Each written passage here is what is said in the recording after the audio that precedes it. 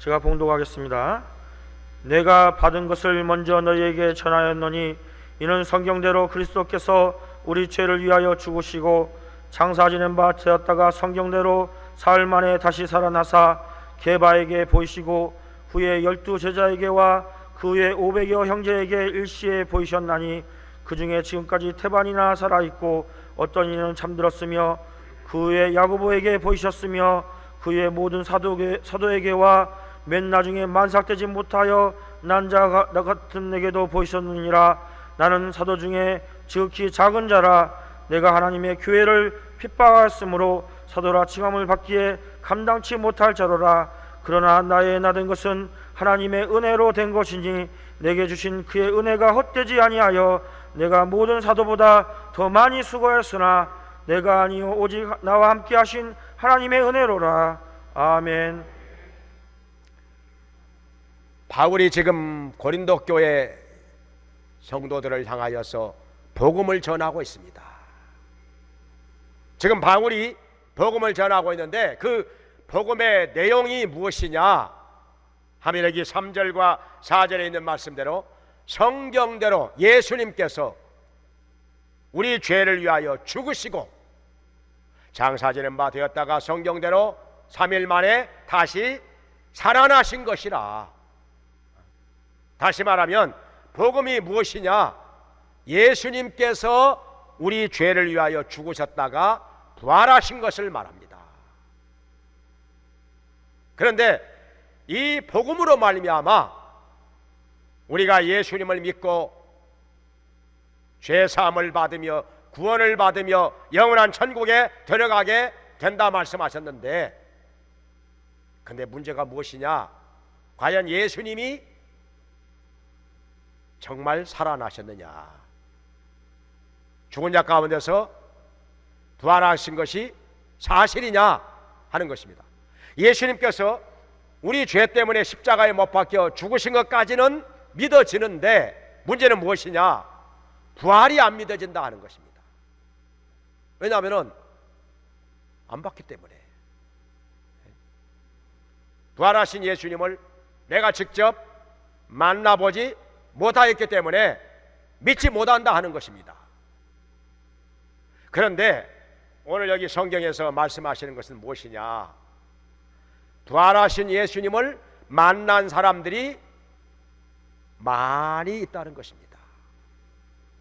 우리보다 먼저 부활하신 예수님을 만난 사람들이 많이 있다는 것입니다.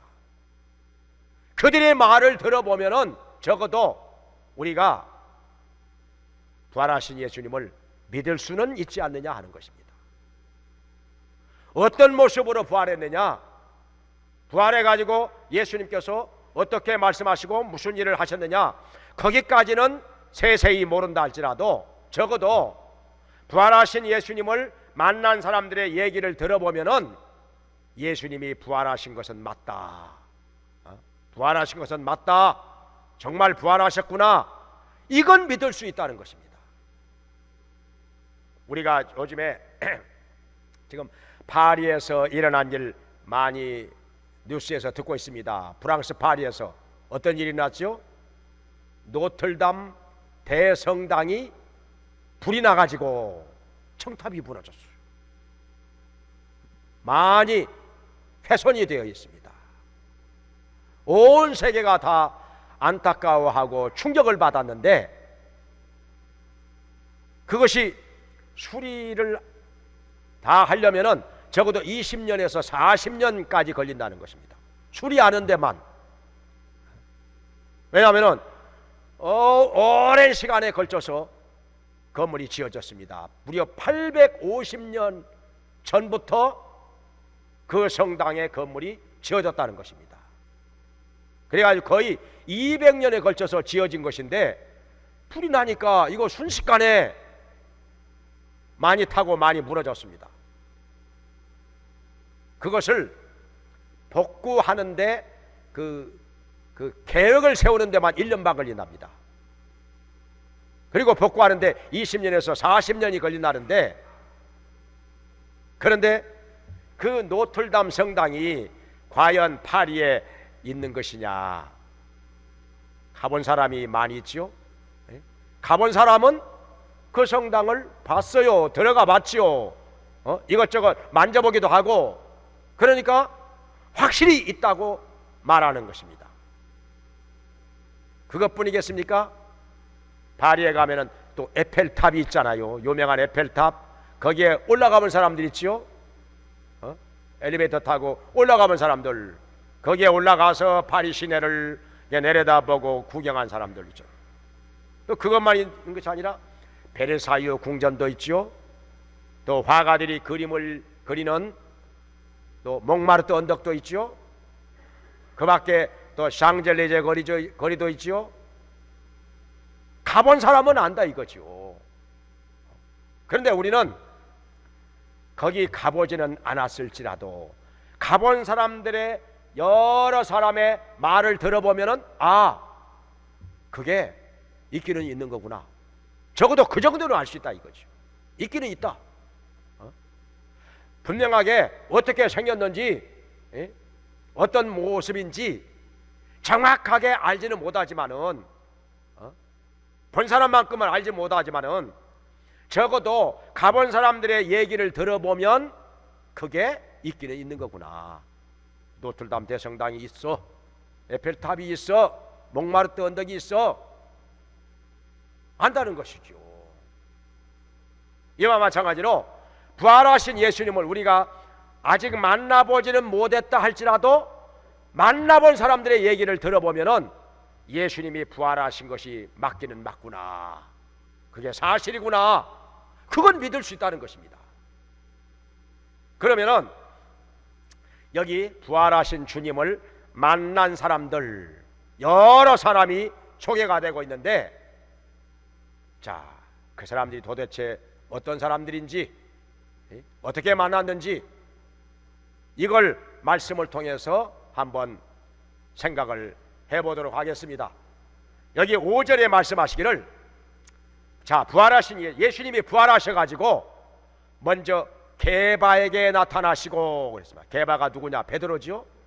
베드로에게 나타나셨다는 것입니다.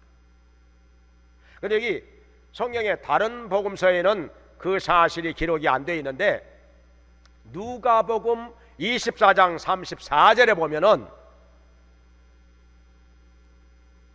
여기 엠마오로 가는 두 제자가 나옵니다. 예수님께서 십자가에 못 박혀 죽고 난 후에 실망해 가지고 자기 고향 땅으로 돌아갑니다.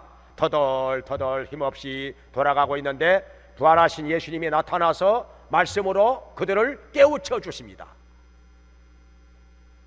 어느 한 식당에 들려가지고 같이 밥을 먹으려고 하는데 예수님께서 기도를 하십니다. 그 기도하실 때 그때서야 이분이 부활하신 예수님이구나, 바로 예수님이구나, 그걸 깨닫는 것입니다.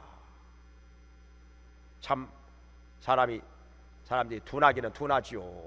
기껏 예수님과 길을 가면서 말씀을 나눌 때 그때는 이분이 예수님인 것을 모르고 있다가 식당에 들려가지고 밥 먹기 위해서 예수님이 기도하시는데 그때서야 깨달았다는 것입니다.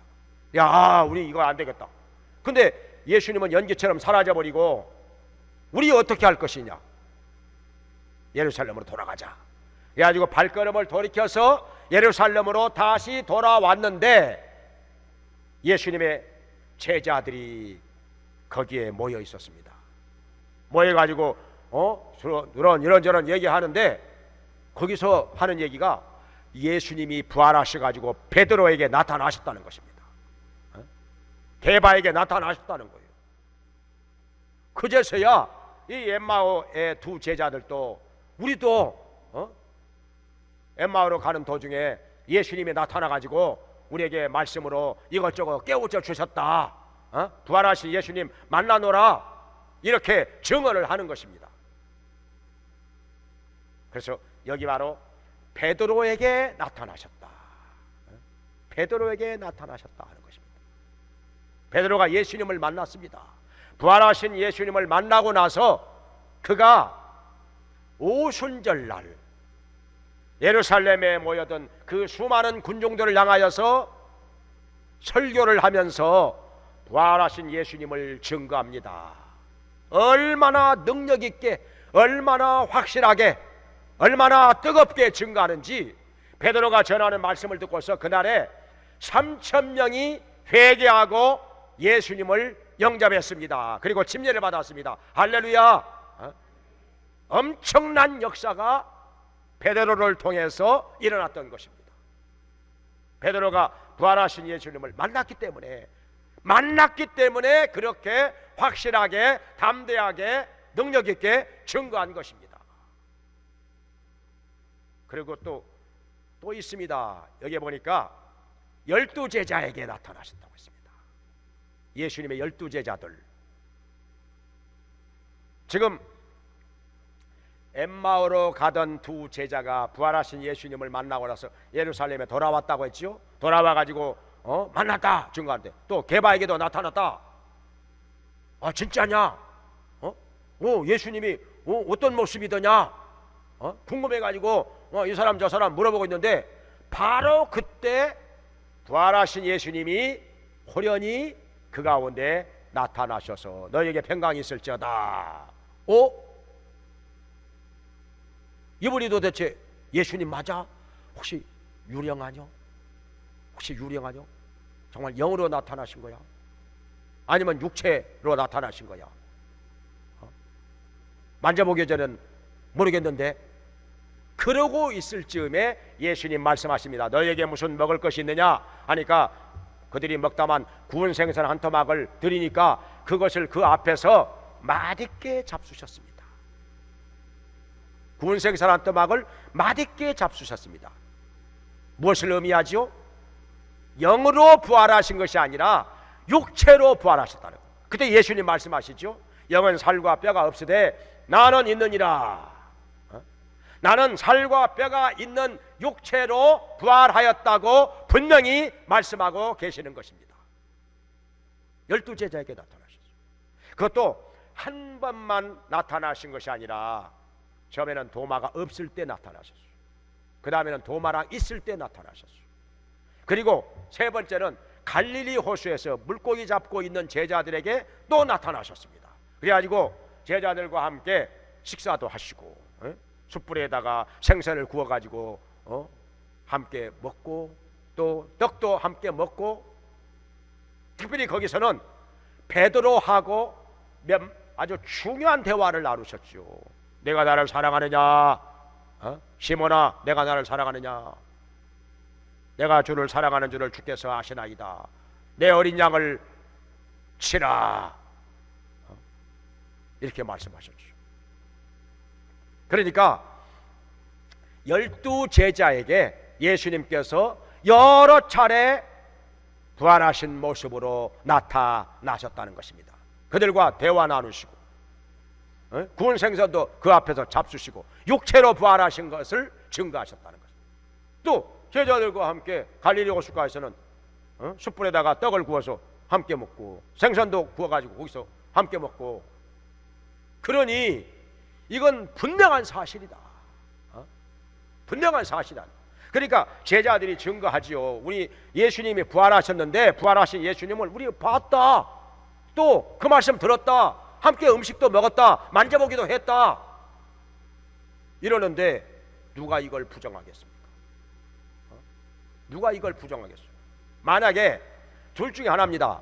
그들이 거짓말로 그렇게 하거나, 부활하신 예수님을 안 만났으면서도 만났다고 그렇게 거짓말로 하거나, 아니면 정말 만났거나, 둘 중에 하나 아니겠습니까?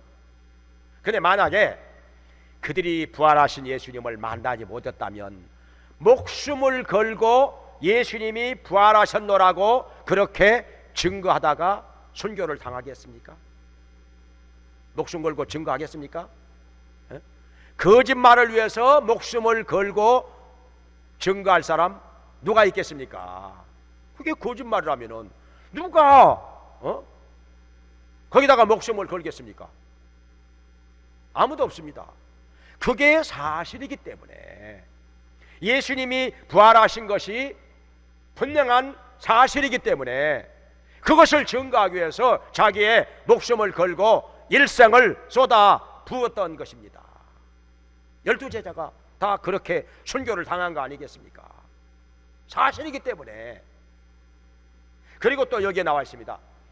일시에 500여 형제들에게 나타나셨다, 이렇게 말씀하고 있습니다. 500여 명이 모여있는 자리에 예수님께서 일시에 나타났다. 예수님 나타나시니까 그 500여 형제들이 동시에 봤다는 거지요. 분명히 봤다는 것이죠. 만났다는 것입니다. 그래서 어떻게 되느냐? 그들이 다 예수님을 구주로 믿었지요. 예수님이 구주 되심을 믿었다는 것입니다. 만약에 예수님이 부활하지 않았다면 우리의 구세주가 될 수가 없는 것입니다.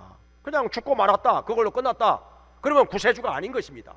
그런데 예수님께서 죽은 자 가운데서 3일 만에 부활하셨기 때문에 그 부활하신 예수님을 여러 사람들이 만났기 때문에 구주로 믿게 된 것입니다. 예수님을 구주로 믿어야 진정 죄사함을 받고 구원을 받고 천국에 들어가는 것입니다. 그런데 여기 또 나와 있습니다. 야고보에게 나타나시고 그랬습니다. 야고보에게 나타나시고. 야고보가 누구냐? 12사도 중에 한 사람인 야고보가 아니라 예수님의 동생 야고보.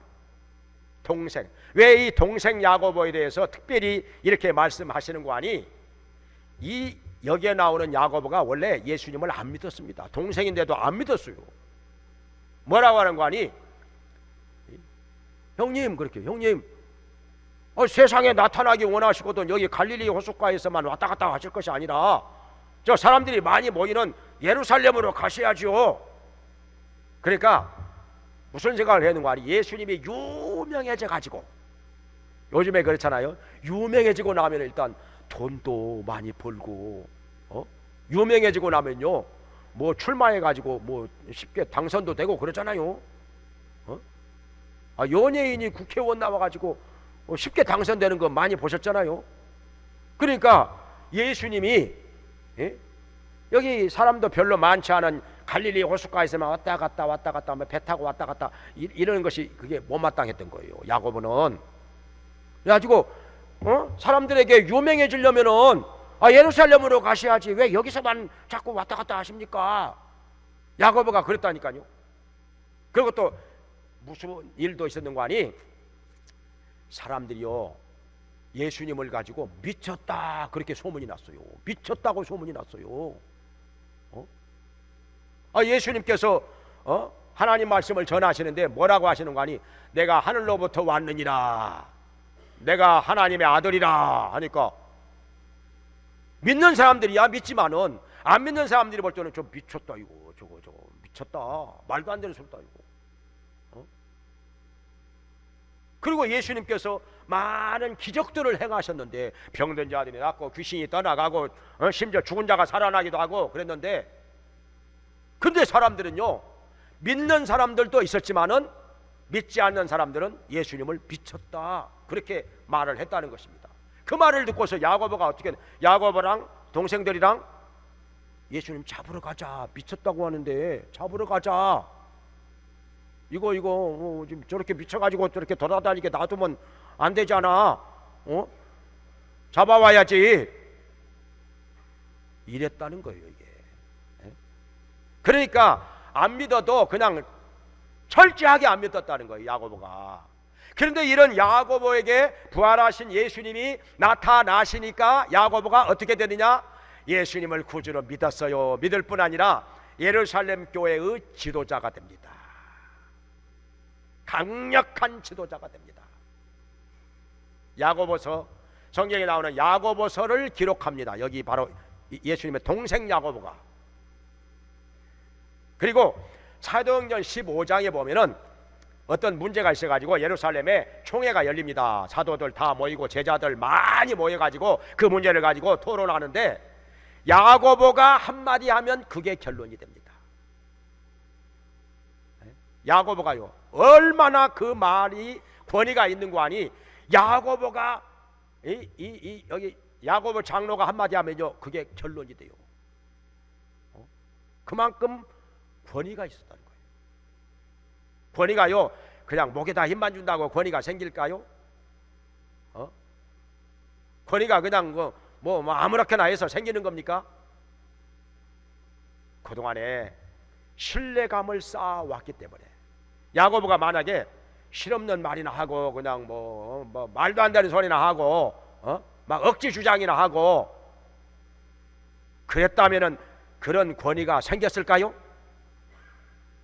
그럴 리가 없지요.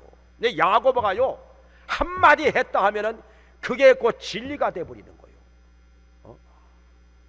그 정도의 권위가 있다는 거예요. 야고보가 한마디 하면 그게 곧 결론이 돼버립니다. 뭐 옥신각신 이런저런 뭐 토론하다가도 야고보가 나타나서 이겁니다 하면은 그냥 그게 결론이 돼버려요. 다들 아무 소리 안 해. 야고보가 한마디 하면은 그 누가 이의를 제기하는 사람이 없어. 뭘 아는 사람이라면은 감히 이의를 제기하지 않아요. 뭐 아무것도 모르는 사람이야 뭐 모르고 뭐 이런 말 저런 말 할 수 있겠지만은 적어도 예루살렘 총회에 모일 정도의 그런 정도의 믿음과 권위가 있는 사람들이라면은 야고보 장로가 한마디 하니까 그게 최종 결론이 되었더라 하는 것입니다. 누가 거기에다가 이의를 제기하잖아요. 토를 다는 사람이 없어. 야고보가요 그 정도로 부활하신 예수님을 직접 만나고 체험했기 때문에 그런 믿음이 있었다는 것입니다. 거기다가 야고보는요 기도를 얼마나 많이 하는 거 아니 그 무릎이요 낙타 무릎처럼 굳은 살이 박혔대요. 낙타 무릎같이 굳은 살이 박혔어요. 요즘에는 근데 굳은 살이 박힐래야 박히기가 어려워요. 기도를 많이 안 하는 것도 있지만은 의자에 앉아서 기도하니까 거기다가 또 무릎 꿇고 기도해도 방석에 앉아서 방석 깔고 하니까는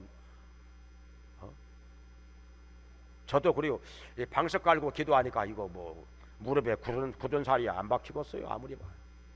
아무리 가도. 근데 그 당시에야 뭐 의자에 앉아서 기도하는 것도 아니고 방석 깔고 기도하는 것도 아니고 그냥 마룻바닥에 앉아서 마룻바닥이 아니라 어떤 데는요 그 안디옥 교회 예배당 가보니까 예배당 바닥이요 그냥 맨 땅이더라고. 그냥 맨 땅에 앉아서 예배 드렸더라고. 그냥 그러니 무릎에 굳은 살이 박힌 거예요. 그 정도로 기도를 많이 하다 보니까 야고보가 능력이 있었던 거고 권위가 있었던 것입니다. 그래서 야고보가 특별히 여기에 언급되고 있는 것입니다. 예수님 만난 거예요. 부활하신 예수님이 야고보에게도 나타나신 거예요. 그러니까 야고보가 안 믿던 사람이 믿은 거예요. 동생이라도 안 믿었었는데 믿게 된 거예요. 그리고 또 여기 아주 중요한 사람이 한 사람 나옵니다. 이게 8절에 누군가 하니 맨 나중에 만삭되어 나지 못한 자와 같은 나에게도 바울에게 나타나셨다. 사도 바울에게 나타나셨다. 바울이 왜 만삭되어 나지 못한 자와 같으냐? 왜 그렇게 온전하지 못한 자라고 스스로 요즘 말로 하면 푼수 같은 나, 이 푼수 같은 나 이렇게 부족한 나에게도 나타나셨다. 왜 그러느냐? 바울이 예수님 만나기 전에는 예수님을 믿지 않았을 뿐 아니라 예수 믿는 사람들을 엄청나게 핍박했습니다. 엄청나게 핍박했죠. 감옥에 잡아가두고 또 이거 아주 열심히 있었습니다. 대단한 열정을 가지고 예수 믿는 사람들을 감옥에 잡아가두고 핍박했습니다. 이름만 들어도 사람들이 무서워 떨었어요. 기독교인들이 무서워 떨었어요. 정말 무서운 사람이었어요. 젊은 나이에 공부도 많이 했고 이스라엘에서도 그 가말리엘이라고 최고의 스승 밑에서 공부를 한 사람이에요. 공부 많이 했어요. 율법도 공부하고 철학도 공부하고 거기다가 가문도 좋아가지고 어렸을 때 낳을 때부터 로마 시민권자입니다. 젊은 나이에 출세도 했어요. 권세도 있었어요. 그래가지고 그것을 가지고 믿는 사람들을 핍박하는 데 사용을 했습니다. 그러다가 길가에서 다메섹으로 가는 길에서 부활하신 예수님을 만난 거지요. 사울아 사울아 내가 어찌하여 나를 핍박하느냐? 누구십니까? 나는 네가 핍박하는 나사렛 예수니라. 그때부터 바울은 예수님을 구주로 믿게 된 것입니다. 할렐루야. 그렇게 핍박하고 그렇게 반대하던 사람이 부활하신 예수님을 길에서 직접 만나고 체험하고 나니까 안 믿을 수가 있나요? 만났는데 어떻게 안 믿어요? 완전히 헷가닥 뒤집어져 가지고 부활하신 예수님을 믿고 믿을 뿐 아니라요, 여러 회당을 다니면서 성경을 가지고 예수님이 부활하셨노라고 증거하는데 자기의 전생애를 쏟아 붓게 된 것입니다. 이제는요, 바울이 예수님을 부활했다고 너무나도 강력하게 열심히 그리고 성경적으로 증거하니까 이제는 반대하는 사람들이요, 야, 바울을 죽이려고, 바울을 죽여, 저놈 죽여야 된다, 저거 어쩌다가 저렇게 사람이 변해버렸어, 저놈 죽여야 된다. 그래가지고 바울을 죽이려고 하니까 바울의 제자들이 바울을 광줄에다가 담아가지고 줄에 매달아서 성 밖으로 탈출을 시켰어요. 그래가지고 도망쳐 나오기도 하고, 바울은 전생에 걸쳐서 결혼도 안 한 채 밤낮으로 수고하고 일하면서 얼마나 열심히 복음을 전했는지, 여기 성경에 말하기를 모든 사도들보다 내가 더 많이 수고했다. 그런데 이것이 하나님의 은혜라, 하나님 은혜라. 그리고 내가 믿기 전에 핍박을 너무 많이 했기 때문에 사도라 일컬음 받기에 감당치 못하겠다. 참 염치가 없다는 거죠, 사도란 말 듣기가. 그런데 어떻게 합니까? 예수님께서 사도로 세웠는데 이것저것 생각해 보면은 참 사도란 말 듣기가 미안하고 송구스럽고 참 부끄럽고 감당하기가 어렵지만은 예수님께서 직접 바울을 사도로 임명하셨기 때문에 사도인 거지요. 사도는 사도지요. 근데 사도 중에 내가 제일 작은 자라, 이렇게 자기 스스로를 낮추면서 겸손하게 말하고 있는 거죠. 아무튼 간에 여기서 말하고 있는 것은 그렇게 예수 믿는 사람들을 반대하고 핍박하고 부정하던 바울에게도 부활하신 예수님이 나타나니까 바울이 예수님을 믿고 믿을 뿐 아니라 일생에 걸쳐서 예수님을 증거하다가 순교를 당했다는 것입니다. 바울로 말미암아 많은 사람들이 복음을 듣고 예수님께로 돌아오게 되었고, 여러 곳에 교회가 세워지게 되었고, 많은 제자들이 양성되었고, 그리고 신약 성경의 13권이 바울의 손을 통해서 기록이 됐다는 것입니다. 하나님이 쓰셨다는 거예요. 정말 귀하게 쓰신 것이죠. 자, 이렇게 여기에 나온 사람 외에도 뭐 막달라 마리아도 만나고 뭐 수많은 사람들이 부활하신 예수님을 만난 것입니다. 사도행전 1장 3절에 보면은 예수님께서 부활하신 후에 무려 40일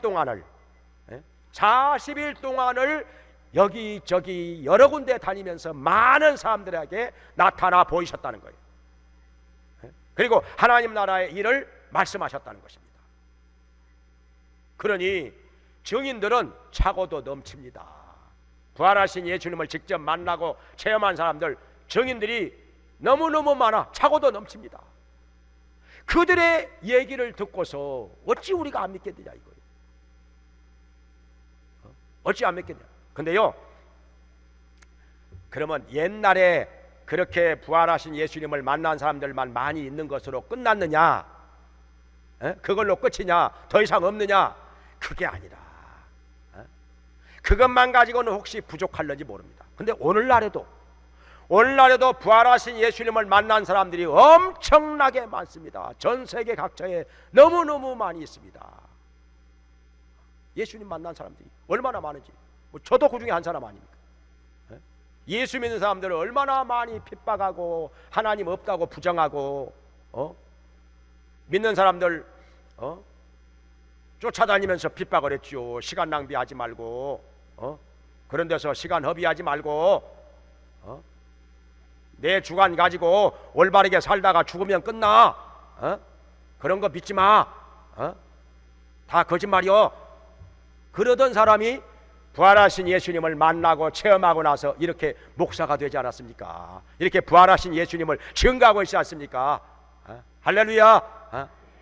지금도 부활하신 예수님을 얼마든지 만나고 체험할 수 있다는 것입니다. 만약에 예수님이 부활하지 않았다면 만날 수 있을까요?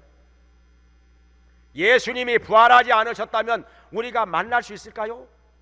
아무리 찾아봐도 헛된 일이 되겠지요. 못 만나겠지요. 안 계시는데 어떻게 만납니까? 안 계시면 어떻게 만납니까? 근데 예수님이 죽은 자 가운데서 부활하셔서 지금도 우리 가운데 살아 계시기 때문에 우리가 예수님을 찾고 찾으면 분명히 만납니다. 분명히 만납니다. 그 능력을 체험합니다. 그리고 그뿐 아니라 예수님의 이름으로 하나님 아버지께 기도할 때 응답이 있습니다. 응답이 있습니다. 만약에 예수님이 부활하지 않았다면 예수님의 이름으로 기도하는 거 다 헛것이 될 것입니다. 무슨 응답이 있겠습니까? 그게 잘못된 기도가 되는데, 그런데 예수님이 부활하셔서 우리의 구세주가 되시기 때문에, 하나님과 나 사이에 중보가 되시기 때문에 우리가 예수님의 이름으로 기도할 때 하나님 아버지께서 응답해 주시는 것입니다. 기적이 일어납니다. 능력이 나타납니다. 병든 자가 낫습니다. 문제가 해결됩니다. 형통하게 됩니다. 하나님의 도우심이 나타납니다. 할렐루야. 예수님이 부활하셨다는 증거는 얼마든지 있다는 것입니다.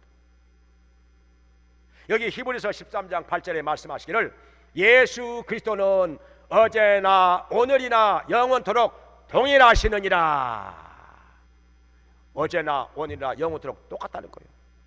그 말씀이 무슨 말씀이냐면 그 옛날에 병자를 고쳐주시고 귀신을 쫓아내시고 죽은 자를 살리시고 말씀으로 우리의 문제를 해결해 주시던 예수님이요, 지금도 똑같이 살아계셔서 지금도 예수님이 병든 자 고쳐주십니다. 병든 자 고쳐주십니다. 믿습니까? 귀신을 쫓아내 주십니다. 말씀만 하시면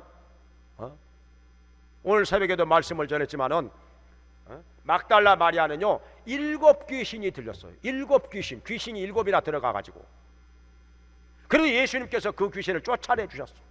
그러고 나서 막달라 마리아가 얼마나 예수님을 진실하게 뜨겁게 사랑하는지, 막달라 마리아만큼 예수님을 정말 진정으로 뜨겁게 사랑하는 사람 없습니다. 아무리 봐도 없어요. 막달라 마리아 따라갈 사람이 없어요. 얼마나 예수님 사랑했는지 둘째가 나면 서러울 정도로. 부활하신 예수님을 아직은 예수님이 무덤에 계신 줄 알고 그 시체에다가 향품을 발라드리기 위해서 안식 후 첫날 새벽에 무덤을 찾아갔다가 거기서 부활하신 예수님 만난 거 아니에요. 그리고 그 전에도 예수님께서 어느 집에 계실 때 그 비싼 향유가 된 옥합을 깨뜨려 가지고 예수님의 발에다가 향유를 부어 그리고 머리카락을 씻어드렸어요. 예수님의 장사를 예비한 거죠. 그것뿐이겠습니까? 예수님께서 아직 부활하신 것은 알지 못한 채 무덤에 와보니까 무덤이 비어있어요.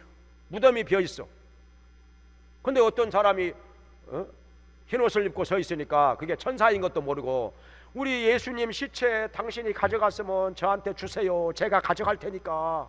시체라도 가져가려고, 예수님 시체라도 가져가려고 그걸 달라고 했던 거예요. 그러니까 예수님을 얼마나 사랑.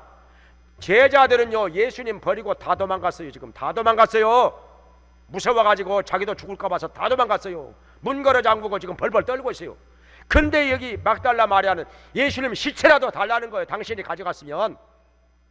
그렇게 예수님을 뜨겁게 사랑하는 막달라 마리아에게 부활하신 예수님이 첫 번째로 나타나셨다고. 첫 번째로 만나주신 거예요. 그래서 예수님을 이렇게 부활하신 예수님을 만난 사람들이 많이 있기 때문에 그들의 말을 들음으로써 우리는 부활하신 예수님을 믿을 수가 있다 하는 것입니다.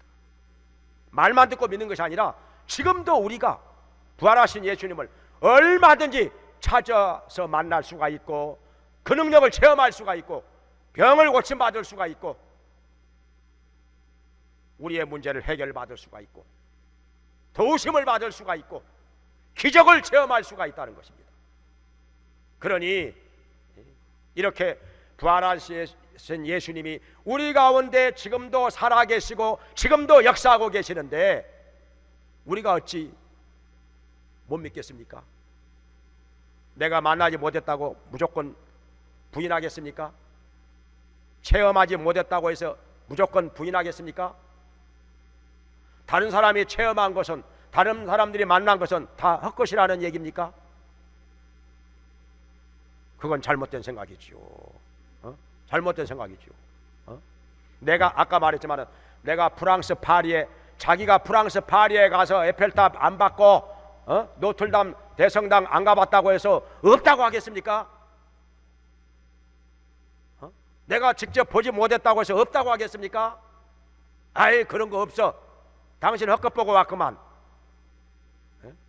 그런 게 어디가 있어? 그러면요, 그 사람 뭐라고 얘기하겠습니까? 내가 가보지 않았을 망정, 직접 그게 어떻게 생겼는지 보지는 못했을 망정, 파리 갔다 왔어, 노틀담 성당 갔다 왔어, 에펠탑 갔다 왔어. 그러면 아, 그게 있기는 있는 거구만. 적어도 있는 것은 믿어야죠. 어떻게 생긴 것인지는 몰라도, 구체적으로는 몰라도 갔다 온 사람의 말을 들으면 아, 그게 파리에 있는 거구만. 노틀담 대성당이, 에펠탑도, 몽마르트 언덕도, 베르사유 궁전도. 갔다 온 사람 얘기를 듣고 있기는 있는 거구만. 그렇게 인정을 해야 이게 올바른 사람 아니겠어요? 있다는 것은 적어도 믿어야지요.